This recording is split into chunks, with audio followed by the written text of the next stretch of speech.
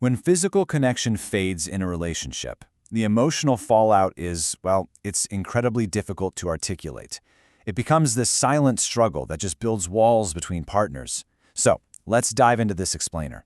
Today, we're unpacking a really fascinating map of the human heart, one that's designed specifically to decode this exact, painful dynamic for men. We're going to start our journey right here with this exact, provocative question from our source material. Which feeling is hardest to say out loud? I want you to take a second and really think about that. When you're hurting, why is it so much easier to show frustration than to just admit, that you feel inadequate? It challenges us from the absolute jump to be honest about the words we swallow. And this brilliantly illustrates our complete roadmap for today. It's the emotion wheel, created by certified sex therapist Ronnie Burke. It's this incredibly detailed diagram organized into these color-coded slices.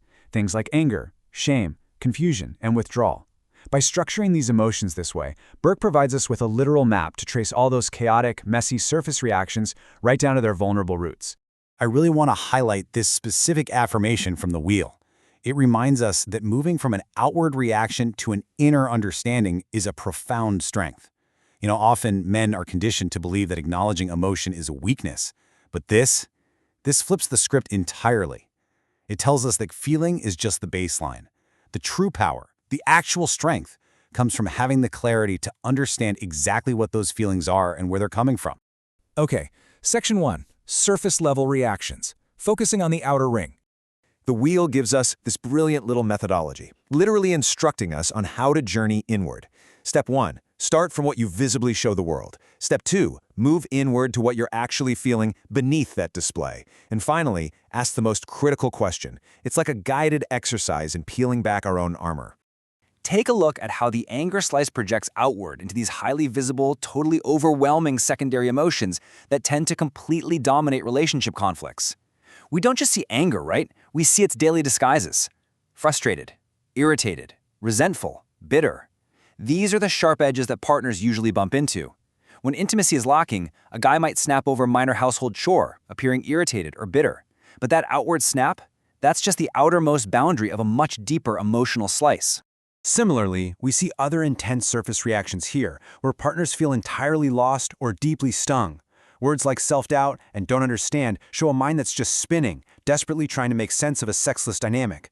Meanwhile, feeling ignored or pushed away are the immediate, painful takeaways when attempts at connection are met with a cold shoulder. It's a state of profound disorientation. All right, Section 2, the shield of withdrawal and how it masks the pain. So the crucial point here is the contrast. On the absolute outer edge, the projected attitude is numb or I don't care. It looks like complete and total indifference. But move just one layer in and you realize this isn't a lack of feeling at all. It's withdrawal. It's an active retreat. Saying I don't care is actually a highly effective defensive strategy so you don't get hurt again. When someone appears shut down or avoidant, it's not an absence of emotion, but a super heavy protective shield on the emotion wheel. Think about how common this is. A partner tries to initiate a conversation about their lack of intimacy, and the man just shuts down. He becomes avoidant. To the partner, it looks like hitting a brick wall. But mapped out here, we see this shutdown state is an active retreat. The doors have literally been locked from the inside to protect the core. Moving to Section 3, peeling back the layers and nearing the core. Look at how the core emotion of fear splinters into these 4 very specific, totally paralyzing relationship anxieties. It gives us an incredible vocabulary for this stuff. It's not just a generic floating fear. It specifically names the fear of rejection, that dread of putting yourself out there and getting turned down. It names the fear of initiating, which often leads straight back to that withdrawal we just talked about.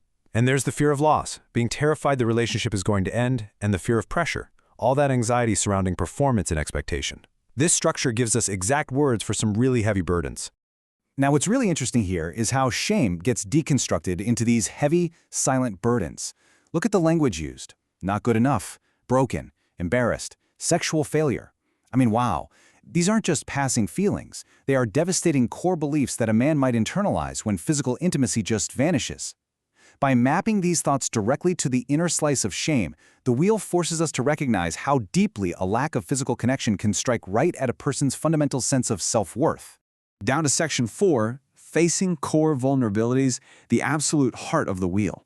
Let's slow down here, Because at the core, we find the quiet isolation of loneliness sitting right next to the active, painful ache of longing and emotional hunger. On one side, you have loneliness, defined by feeling alone, disconnected, distant, and critically unseen. It's this passive, hollow state. But right next to it, longing. This is active. This is emotional hunger. It's missing closeness and an acute need for touch. By placing these two side by side, the wheel beautifully illustrates the dual tragedy of these relationships. Feeling completely isolated, yet intensely hungry for the exact connection that feels impossible to reach. And that brings us to the beating heart of the entire diagram. Surrounded by all those layers are the words, "What am I really feeling?" If you start at the edge with bitterness and move past the fear, you inevitably hit this center point. It demands that we strip away the anger, strip away the withdrawal, and drop every single defense mechanism. It's the ultimate destination of the roadmap we've been following. Finally, Section 5, the path to connection, healing, and moving forward. Identifying the pain is only half the journey, right? This powerful, restorative message from the wheel reminds us exactly why all of this matters. Let's talk, let's connect, let's heal. The whole purpose of navigating through all that frustration and shame isn't just to wallow in it. It's to use this new vocabulary to finally open a dialogue. Because when you actually know what you're feeling, you can actually start talking about it. So, I'm going to leave you to reflect on this ultimate question. When you peel back your own layers, what is waiting at the core? We've traveled from the harsh, outward projections of anger and the cold shields of withdrawal, all the way down to the tender, hidden spaces of longing and shame. This wheel isn't just a graphic, it's a profound tool. I challenge you to look past your own immediate reactions today. Bypass the irritation, step around that urge to just shut down, and ask yourself that one powerful question at the center. What are you really feeling? Because finding that honest answer, that might just be the very first step toward genuine connection.